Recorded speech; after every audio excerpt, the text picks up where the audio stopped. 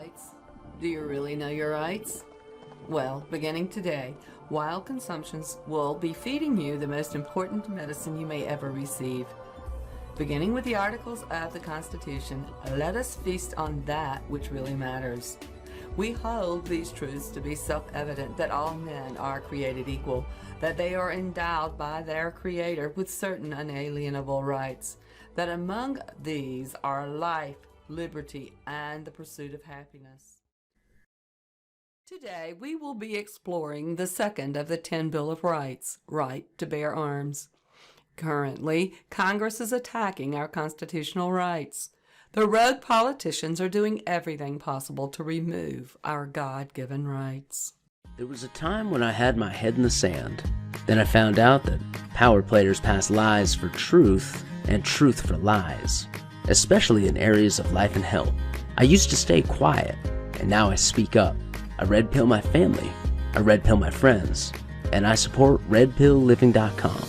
Red Pill Living has real health products that support longevity, vitality, and detoxification against the deep state attacks on your health. It's redpillliving.com. Wake up, stand up, speak up. I believe you fight suffering by taking a stand against it. Many believe we have already lost our constitutional rights. However, thanks to the National Liberty Alliance, we are slowly taking back what our founding fathers granted us as U.S. citizens. Now more than ever, we must learn and restore these powers. In the last episode of Wild Consumptions, we left off with a lesson on the first of the 10 amendments from the Bill of Rights. Today, we will dive into the second of the Bill of Rights. This begins with the right to bear arms. Modern debates about the Second Amendment have focused on whether it protects a private right of individuals to keep and bear arms or a right that can be exercised only through militia organizations like the National Guard. This question, however, was not even raised until long after the Bill of Rights was adopted. Many in the founding generation believed that governments are prone to use soldiers to oppress the people. English history suggested that this risk could be controlled by permitting the government to raise armies consisting of full-time paid troops only when needed to fight foreign adversaries. For other purposes, such as responding to sudden invasions or other emergencies, the government could rely on a militia that consisted of ordinary civilians who supplied their own weapons and received some part-time unpaid military training. The onset of war does not always allow time to raise and train an army, and the Revolutionary War showed that militia forces could not be relied on for national defense. The Constitutional Convention therefore decided that the federal government should have almost unfettered authority to establish peacetime standing armies and to regulate the militia. This massive shift of power from the states to the federal government generated one of the chief objections to the proposed Constitution. Anti-Federalists argued that the proposed Constitution would take from the states their principal means of defense against federal usurpation. The Federalists responded that fears of federal oppression were overblown, in part because the American people were armed and would be almost impossible to subdue through military force. Implicit in the debate between Federalists and Anti-Federalists were two shared assumptions. First, that the proposed new Constitution gave the federal government almost total legal authority over the Army and militia. Second, that the federal government should not have any authority at all to disarm the citizenry. They disagreed only about whether an armed populace could adequately deter federal oppression. The Second Amendment conceded nothing to the Anti-Federalists' desire to sharply curtail the military power of the federal government, which would have required substantial changes in the original Constitution. Yet, The amendment was easily accepted because of widespread agreement that the federal government should not have the power to infringe the right of the people to keep and bear arms any more than it should have the power to abridge the freedom of speech or prohibit the free exercise of religion. Much has changed since 1791. The traditional militia fell into desuetude, and state-based militia organizations were eventually incorporated into the federal military structure.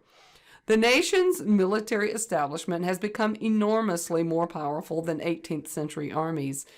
We still hear political rhetoric about federal tyranny, but most Americans do not fear the nation's armed forces, and virtually no one thinks that an armed populace could defeat these forces in battle. Furthermore, 18th century civilians routinely kept at home the very same weapons they would need if called to serve in the militia, while modern soldiers are equipped with weapons that differ significantly from those generally thought appropriate for civilian uses.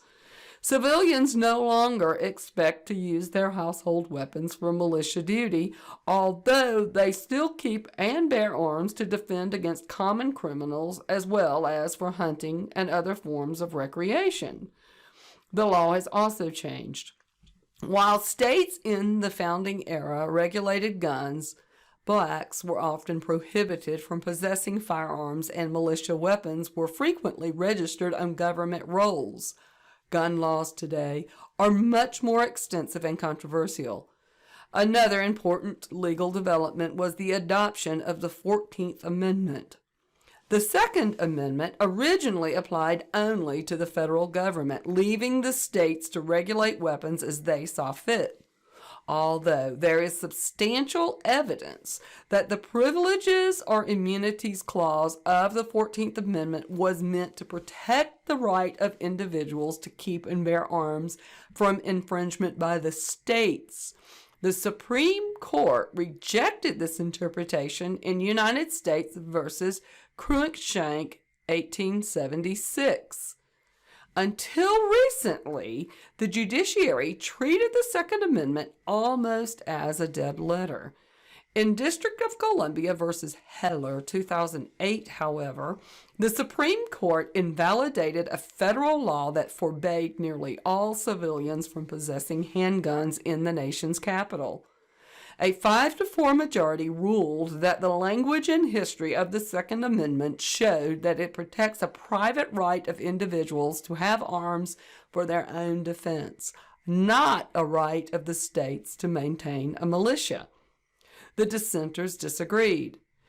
They concluded that the Second Amendment protects a nominally individual right, though one that protects only the right of the people of each of the several states to maintain a well-regulated militia. They also argued that even if the Second Amendment did protect an individual right to have arms for self-defense, it should be interpreted to allow the government to ban handguns in high-crime urban areas.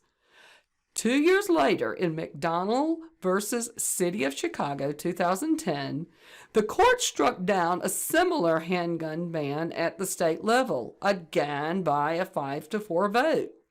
4 justices relied on judicial precedences under the 14th Amendment's Due Process Clause. Justice Thomas rejected those precedences in favor of reliance on the Privileges or Immunities Clause, but all 5 members of the majority concluded that the 14th Amendment protects against state infringement of the same individual right that is protected from federal infringement by the Second Amendment. Notwithstanding the lengthy opinions in Heller and McDonnell, they technically ruled only that government may not ban the possession of handguns by civilians in their homes. Heller tentatively suggested a list of presumptively lawful regulations, including bans on the possession of firearms by felons and the mentally ill, bans on carrying firearms in sensitive places such as schools and government buildings, laws restricting the commercial sale of arms, bans of the concealed carry of firearms, and bans on weapons not typically possessed by law-abiding citizens for lawful purposes. Many issues remain open, and the lower courts have disagreed with one another about some of them, including important questions involving restrictions on carrying weapons in public. This concludes the right to bear arms of the second of the 27 amendments. Make sure to visit National Liberty Alliance at nationallibertyalliance.org for a full array of resources on how you can protect yourself and your family from a tyrannical government.